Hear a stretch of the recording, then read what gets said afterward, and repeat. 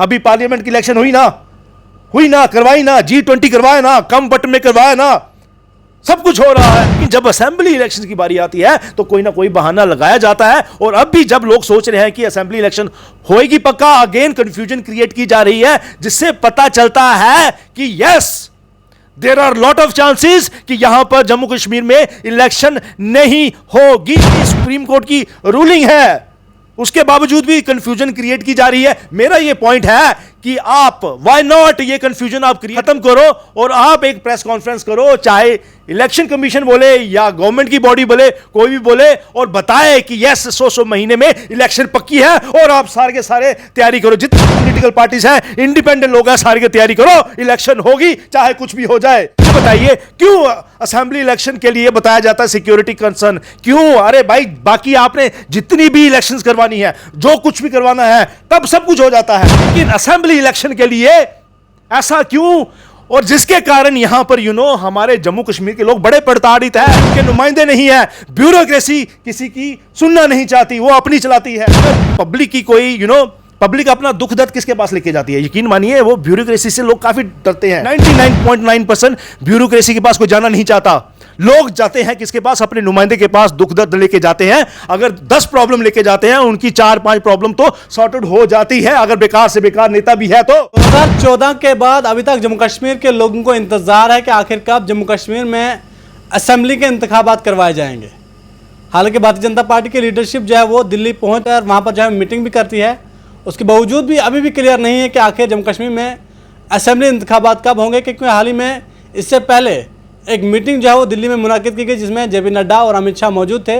उसमें जो है महाराष्ट्र, हरियाणा और झारखंड की बात की गई, जम्मू कश्मीर का जो है वो जिक्र नहीं किया गया। बहरहाल मेरे साथ जश गुप्ता जी बात करने के लिए मौजूद हैं, इनसे जानने की कोशिश करेंगे और उन्हें क्या लगता है कि जम्मू कश्मीर में असेंबली इंतखाबात होंगे या नहीं, इनसे ही जानने की कोशिश करेंगे। जश जी, क्या लगता है आपको जम्मू कश्मीर में असेंबली इंतखाबात होंगे? क्योंकि 10 साल का एक लंबा वक्फा हो चुका है, अभी तक लोगों को इंतजार है। देखिए, जिस तरह से ये कन्फ्यूजन क्रिएट कर रहे हैं, जम्मू कश्मीर के लोगों के साथ खेला जा रहा है, टोटली कन्फ्यूजन की जा रही है। मुझे ऐसा लगता है कि काफ़ी चांसेस हैं कि यहाँ पर ये इलेक्शन नहीं करवाएंगे असेंबली इलेक्शन के, जबकि सुप्रीम कोर्ट की रूलिंग है कि सितंबर के महीने तक आपको यहाँ पर जम्मू कश्मीर में असेंबली इलेक्शंस करवाने हैं। अब कन्फ्यूजन कैसे? देखिए, हमारे प्रधानमंत्री जी यहाँ पर आते हैं, जम्मू कश्मीर में आते हैं और वो अनाउंस करते हैं कि जम्मू कश्मीर में इलेक्शंस बड़ी जल्दी होने वाली है। उसके 3-4 दिन के बाद ही पार्लियामेंट में वो बोलते हैं कि 3 स्टेटों में इलेक्शन हो रही है, हरियाणा, झारखंड और महाराष्ट्र। तो यहीं से ही एक बहुत बड़ी कन्फ्यूजन है। प्रधानमंत्री ने जब यहाँ पर अनाउंस किया इलेक्शन होनी है यहाँ पर जम्मू कश्मीर में, उससे पहले अमित शाह ने बोला, देन डिस्ट्रिक्ट एडमिनिस्ट्रेशन भी अपना काम कर रही थी। तो ये जो स्टेटमेंट्स आ रही हैं, इससे साफ पता चलता है कि there is a big confusion और जम्मू कश्मीर के लोगों के साथ खेला जा रहा है। खेला क्यों किया जा रहा है? क्योंकि आपको पता है 2 लास्ट इलेक्शन हुई थी, 2014 की असेंबली इलेक्शन, उसके बाद यहाँ पर इलेक्शन नहीं हो रही है। और जब भी असेंबली इलेक्शंस की बात आती है यहाँ पर करवानी जाएगी तो हमेशा बोला जाता है कि सिक्योरिटी कंसर्न है, that is why we can not conduct the election over here. लेकिन अगर बाकी चीज़ें आती है, G20 आता है, वो आपने पूरे डोल के साथ आपने उसको सक्सेसफुल करवाया और दुनिया को बताया कि यहाँ पर सब कुछ ठीक ठाक है।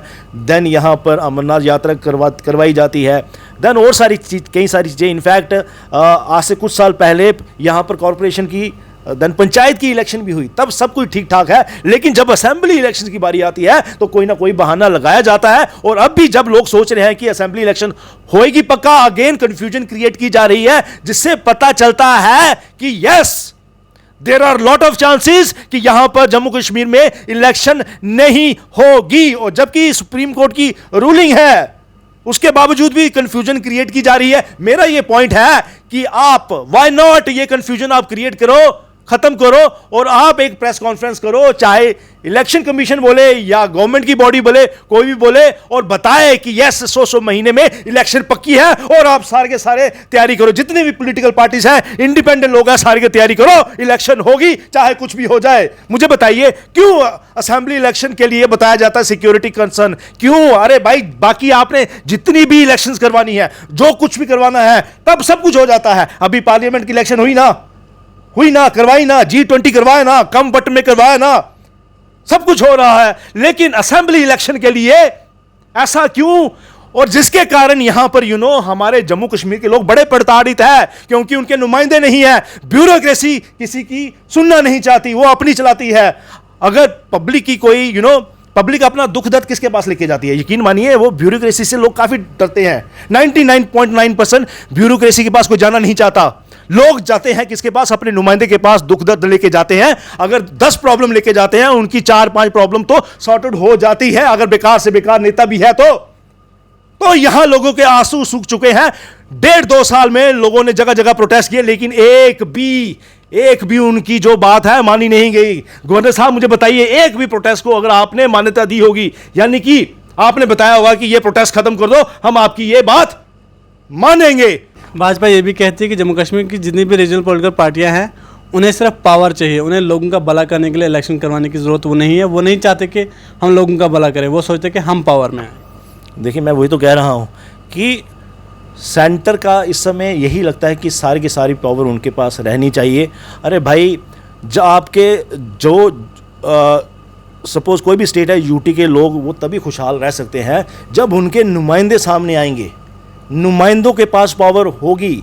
देखिए, स्टिल अगर मुझे लगता है ये स्टेटहुड नहीं देने वाले, ठीक है, अगर ये इलेक्शन होती है, स्टिल यूटी स्टिल जो पावर है काफ़ी की काफ़ी सेंट्रल गवर्नमेंट के पास रहेगी।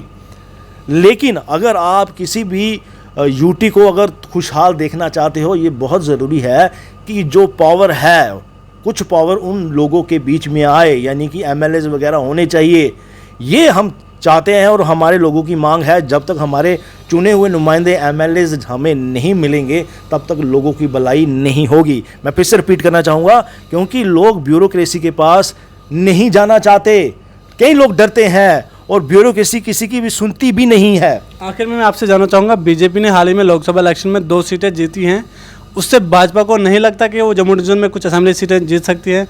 क्यों फिर भी जो है बीजेपी असेंबली इलेक्शन को बार बार डिले करवा? देखिए, वही मेरा मतलब यही मेरे को हैरानगी लगती है कि जब यहाँ पर भाजपा की 2 सीटें आ चुकी हैं जम्मू प्रोविंस में, इट मीन्स कि यस, अगर यहाँ पर इलेक्शन होगी तो काफ़ी चांसेस है कि उनको यहाँ पर as far as Jammu province is concern उनको काफ़ी सीटें मिलेंगी। अब जब रिजल्ट्स भी उनके फेवर में आए हैं, काफ़ी पॉजिटिव आए हैं, तो still there is lot of doubt in their mind और ये कन्फ्यूजन क्रिएट की जा रही है। तो जब आपके नतीजे आपके फेवर में हैं, तो आपको भी इलेक्शन जल्दी से जल्दी करवाने चाहिए, ताकि आपको भी कुछ पावर आपके पास आए और कुछ पावर्स बाकी लोगों के पास भी आए, उन नुमाइंदों के पास आए जो जम्मू कश्मीर के बारे में कुछ अच्छा सोचना चाहते हैं।